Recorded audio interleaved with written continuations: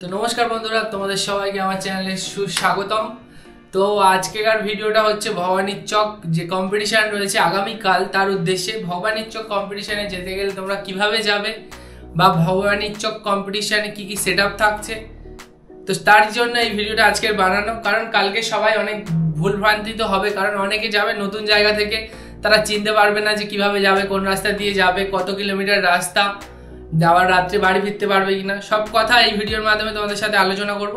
তো ভিডিওটা শুরু করা যাক। তো বন্ধুরা, ভবানীর চক কম্পিটিশান 2 তারিখ ভোর থেকে শুরু হবে, যেটা হবে ভবানীর চক এসি হাই স্কুল।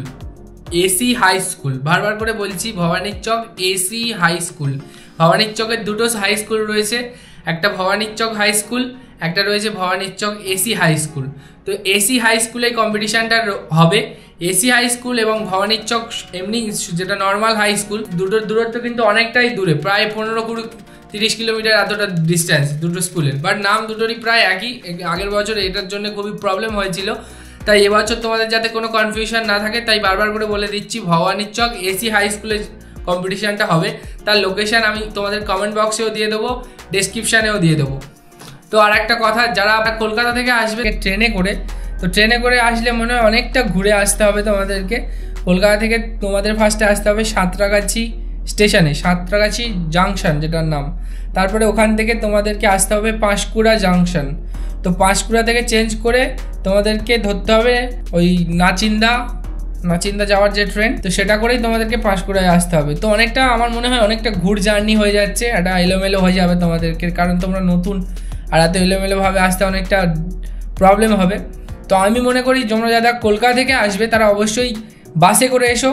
কলকাতার ধর্মতলা থেকে অনেক বাস পেয়ে যাবে দীঘা আসার, দীঘাগামী যে কোনো বাসে উঠে যাবেন, নাচিন্দায় খালি নামবে, কন্ট্রাক্টরকে বলে দেবে যে নাচিন্দা কালী মন্দিরে আমাদেরকে নামিয়ে দেবে, বা তোমরা ম্যাপেও ডাইরেক্ট দেখতে পারো যে কখন মানে কালী মন্দিরটা আসবে, নেমে পড়বে। তো এটাই সব থেকে সহজ বলে মনে হয় যারা কলকাতা থেকে আসবে। মোটমাট তোমরা যেদিক থেকেই আসো, দীঘাগামী বাসে তোমাদেরকে উঠতে হবে এবং নাচিন্দা কালী মন্দিরে তোমাদেরকে নামতে হবে। এটাই হলো মেন ফ্যাক্ট। মার্সিদা যে কালী মন্দির রয়েছে ওখানে আসবে, ওখান থেকে অটো বা টোটো পেয়ে যাবে, সোজা বলবে যে আমরা যাব ভবানীর চক এসি হাই স্কুল। ওখান থেকে প্রায় 7 থেকে 8 কিলোমিটার রাস্তা, 20-30 টাকা নেবে। তো সেখানেই তোমরা নেমো, এবার আশেপাশে এবার পাড়া গোটা তোমাদের ঘুরে দেখতে হবে কোথায় কি সেট চলছে। 1 তারিখে তোমাদের ওখানে পৌঁছতে হবে। যদি মনে করো যে 2 তারিখে পৌঁছবে, তো যেতে যেতে কম্পিটিশান এন্ড হয়ে যাবে, কারণ কম্পিটিশানটা চলবে বেলা 10টা থেকে 11টা 12টা পর্যন্ত। যদি ভবানীর চক কম্পিটিশানে আসতে হয় তাহলে অবশ্যই করে 1 তারিখে আসতে হবে, তার সেটা হলো আগামীকালই তোমাদেরকে আসতে হবে এবং রাত্রে ওখানেই স্টে করতে হবে। প্রচুর মানুষ আসবে, মানে ওখানে রোডে বা কারোর বাড়িতে বারান্দায় এরকমভাবেই স্টে করতে হবে রাতটা, কারণ রাত ভোর রোড শো চলবে। কালকে রাত ভোর রোড শো চলবে, সকাল থেকে সেট ফুল ফিটিং হয়ে যাবে। তো এই হলো ভবানীর চক কম্পিটিশানের মূল সিস্টেম। এবারে কলকাতা থেকে যারা আসবে তাদের তো বলে দিলাম।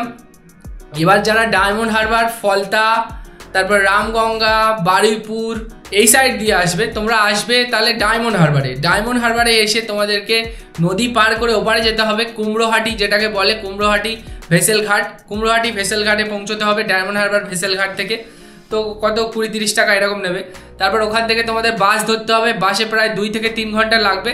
মার্সিদা কালী মন্দিরে নামবে, তারপর ওখান থেকে সেম অটো বা টোটো ধরবে, 20-30 টাকা নেবে, ডাইরেক্ট ভবানীর চক হাই স্কুলে, এসি হাই স্কুলে নামবে। নেমে এবারে আশেপাশে তোমরা ঘুরে দেখো কোথায় রোড শো হচ্ছে, কি হচ্ছে, কারণ কম্পিটিশানটা তো 2 তারিখ ভোরে মানে মাঠে আসবে আর কি।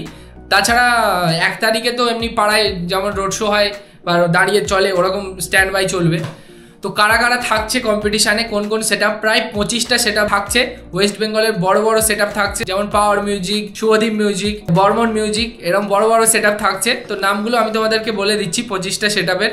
তো ভবানীর চকে কি কি সেট আপ থাকছে এক এক করে নামগুলো তোমাদেরকে আমি বলে দিচ্ছি। ভবানীর চকে প্রথম থাকছে পাওয়ার মিউজিক, দ্বিতীয় থাকছে টাইটানিক মিউজিক, তৃতীয় থাকছে বর্মন মিউজিক, চতুর্থ থাকছে বি মিউজিক প্রো, 5-এ থাকছে শুভদীপ মিউজিক, 6-এ থাকছে দেবী মিউজিক, 7-এ থাকছে কালাকার মিউজিক, 8-এ থাকছে বালাজি মিউজিক, 9-এ থাকছে চন্দনা মিউজিক, 10-এ থাকছে রোল্যান্ড মিউজিক, 11-এ থাকছে সন্তোষী মিউজিক, 12-এ থাকছে মা আরতি মিউজিক, 13-এ থাকছে লাটুয়া মিউজিক, 14-এ থাকছে এমজে মিউজিক, 15-এ থাকছে মঞ্জুশ্রী মিউজিক, 16-এ থাকছে ক্যাপ্টেন মিউজিক, 17-এ থাকছে আরদাস মিউজিক, 18-এ থাকছে অভি মিউজিক, 19-এ থাকছে পিয়ার মিউজিক, 20-তে থাকছে এম মিউজিক, 21-এ থাকছে মহাবাহু মিউজিক, 22-এ থাকছে প্রিন্স মিউজিক, 23-এ থাকছে এনএস মিউজিক, 24-এ থাকছে উষা মিউজিক, 25-এ থাকছে রকস্টার মিউজিক, 26-এ থাকছে ভাই ভাই মিউজিক।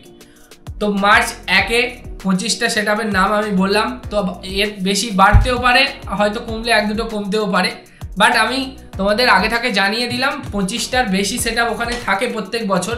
তো এবছর হয়তো 2টো বাড়তে পারে, 27-28টা হতে পারে, বা 2টো কমতেও পারে। তো এই ছিল আজকের ভিডিও, তোমাদের সাথে আমি শেয়ার করলাম। এবং কালকে আমি নিজে যাচ্ছি ওখানটায়, কালকে আমি হয়তো সকালবেলা পৌঁছে যাব, তারপর বেলার থেকে আস্তে আস্তে তোমরা ভিডিও পেতে থাকবে এই চ্যানেলে। তো চ্যানেলের নাম হচ্ছে মিস্টার স্টার অনলি। আর এই চ্যানেলে সমস্ত ভবানীর চকের ভিডিও বা লাইভ আপডেট তোমরা পাবে। এবং তো আমি আশা করব তোমরা আমাকে এই ভিডিওগুলো শেয়ার করে বা কমেন্ট করে আমার সাথে থাকবে, বা জানাবে তোমাদের কেমন লাগছে বা কি কি করা দরকার এর বেশি। তো অবশ্যই আমি সেটা করার চেষ্টা করব। তো ধন্যবাদ, আজকের ভিডিও এখানে সমাপ্ত। কালকে দেখা হচ্ছে লাইভ ভবানীর চকে। তো থ্যাংক ইউ।